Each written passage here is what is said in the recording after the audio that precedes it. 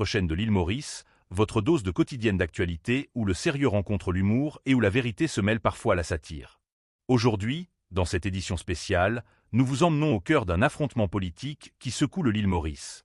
Restez bien installés, car ce n'est pas juste une histoire de politique, mais un véritable combat pour la démocratie et le respect des règles du jeu. Si vous êtes curieux de savoir ce qui se trame derrière cette déclaration explosive, vous êtes au bon endroit. Mais avant de plonger dans le vif du sujet, n'oubliez pas de liker cette vidéo pour qu'elle touche le maximum de personnes de vos abonnés si vous n'êtes pas d'encore. Et si vous êtes nouveau ici, surtout d'activer la cloche de notification pour ne rien manquer de l'actualité chaude du pays. Si tout cela est fait, alors préparez-vous à découvrir cette histoire sous un angle inédit. Chago Deal, Donald Trump donne son accord, selon The Telegraph. Londres et Port-Louis accordent leur violon suite au feu vert formel du président US, Donald Trump. L'accord anglo-mauricien mettant fin à 60 ans d'occupation illégale de l'archipel des Chagos, mais comprenant les conditions du bail pour une période de 99 ans avec une extension de 40 de la base militaire de Diego Garcia, est sur le point d'être mis au point. C'est ce que confirme l'hôtel du gouvernement suite à des annonces dans la presse britannique, hier en cours d'après-midi. Dans un premier temps, l'annonce était axée sur le feu vert du président américain, Donald Trump, à l'accord sur les Chagos en suspens depuis le début de cette année. Ce développement constitue une gifle cinglante aux gants des anti-Chago Deal des deux côtés de l'Atlantique, qui ont épuisé tous les arguments politiques et diplomatiques, même les plus fallacieux comme Maurice étant un suppôt de la République populaire de Chine.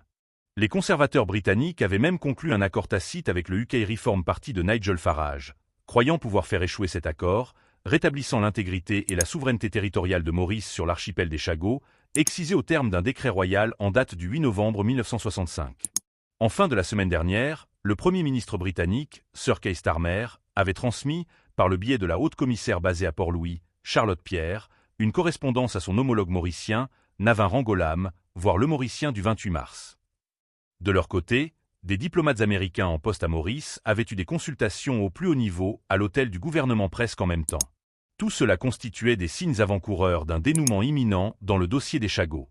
Suite à cette première annonce dans la presse britannique au sujet de la décision de Donald Trump, renversant ses plus proches collaborateurs comme l'ultra-puissant Elon Musk aux États-Unis ou encore dans le monde entier, le Prime Minister's Office a choisi en début de soirée la langue de Molière pour émettre un communiqué comme suit. Cet après-midi, une dépêche de la presse britannique fait état de l'approbation du président Donald Trump à l'accord sur l'archipel des Chagos. Nous avons tous, il y a quelque temps, vu et entendu le président Trump dire, en présence du Premier ministre Starmer, son opinion sur l'accord préconisé. Aujourd'hui, le porte-parole du 10 Downing Street confirme cette information. Charlotte Pierre, une correspondance à son homologue mauricien, Navin Rangolam, voire le Mauricien du 28 mars. De leur côté, des diplomates américains en poste à Maurice avaient eu des consultations au plus haut niveau à l'hôtel du gouvernement presque en même temps. Tout cela constituait des signes avant-coureurs d'un dénouement imminent dans le dossier des Chagos. Suite à cette première annonce dans la presse britannique au sujet de la décision de Donald Trump, renversant ses plus proches collaborateurs comme l'ultra-puissant Elon Musk aux États-Unis ou encore dans le monde entier, le Prime Minister's Office a choisi en début de soirée la langue de Molière pour émettre un communiqué comme suit. Cet après-midi, une dépêche de la presse britannique fait état de l'approbation du président Donald Trump à l'accord sur l'archipel des Chagos. Nous avons tous, il y a quelque temps, vu et entendu le président Trump dire, en présence du Premier ministre Starmer, son opinion sur l'accord préconisé. Aujourd'hui, le porte-parole du 10 Downing Street confirme cette information. Charlotte Pierre, une correspondance à son homologue mauricien, Navin Rangolam, voire le Mauricien du 28 mars. De leur côté, des diplomates américains en poste à Maurice avaient eu des consultations au plus haut niveau à l'hôtel du gouvernement presque en même temps. Tout cela constituait des signes avant-coureurs d'un dénouement imminent dans le dossier des Chagos. Suite à cette première annonce dans la presse britannique au sujet de la décision de Donald Trump, renversant ses plus proches collaborateurs comme l'ultra-puissant Elon Musk aux États-Unis ou encore dans le monde entier, le Prime Minister's Office a choisi en début de soirée la langue de Molière pour émettre un communiqué comme suit. Cet après-midi, une dépêche de la presse britannique fait état de l'approbation du président Donald Trump à l'accord sur l'archipel des Chagos. Nous avons tous, il y a quelque temps, vu et entendu le président Trump dire, en présence du Premier ministre Starmer, son opinion sur l'accord préconisé. Aujourd'hui, le porte-parole du 10 Downing Street confirme cette information. En ce qui nous concerne, nous travaillons toujours à la finalisation de cet accord avec la Grande-Bretagne. Nous sommes donc alignés sur ce que le porte-parole du 10 Downing Street a déclaré ce matin à la presse, quand il précise que nos gouvernements respectifs travaillent en ce moment à la finalisation de cet accord. À hier soir, Très peu de détails avaient transpiré quant aux dernières étapes à franchir ou encore les détails à régler avant la signature de l'accord anglo-mauricien, voire même la date de la cérémonie officielle de la conclusion de ces consultations anglo-mauriciennes remontant au 3 novembre 2022. Il n'est pas exclu que le Conseil des ministres de vendredi soit informé du package négocié pour le retour des Chagos sous le contrôle de Maurice avec les conditions du nouveau bail pour la base militaire de Diego Garcia. Dans le meilleur des scénarios, au cas où les derniers macadam, sous la forme des counter-proposals transmis par Maurice à Washington et à Londres le mois dernier, sont réglés, une annonce conjointe anglo-mauricienne pourrait intervenir dans les meilleurs délais.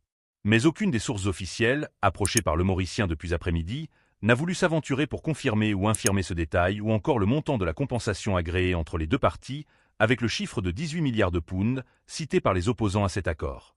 Toutefois, hier, tout avait commencé avec cette déclaration du numéro 10 Downing Street, soit la résidence du Premier ministre britannique, Sir Keir Starmer, à l'effet que « We are now working with the Mauritian government to finalize the deal and sign the treaty ».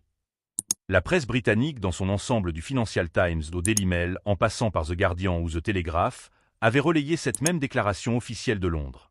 Une autre source britannique avait ajouté à cette même occasion que « It's now between US and the Mauritian government to finalize the deal following the discussion with US. We have had the discussion with the US and we are now finalizing with the Mauritian. » Force est de constater qu'avec sa décision en début de semaine, le président Trump s'est laissé convaincre par l'argument des Anglais à l'effet que « The International Court of Justice Judgment provided too much legal uncertainty for the crucial airbase and the deal would not cost the US taxpayer anything. » D'autre part, depuis la semaine dernière, la base militaire de Diego Garcia est au centre de grandes manœuvres militaires avec le déploiement de bombardiers furtifs de l'armée américaine dans le cadre d'une escalade militaire contre l'Iran. Les dirigeants de ce dernier pays ont placé la base militaire de Diego Garcia au cœur de l'océan Indien comme une des cibles de représailles en cas d'attaque des Américains contre des intérêts iraniens, car c'est un fait éprouvé que The Indian Ocean Island représente important.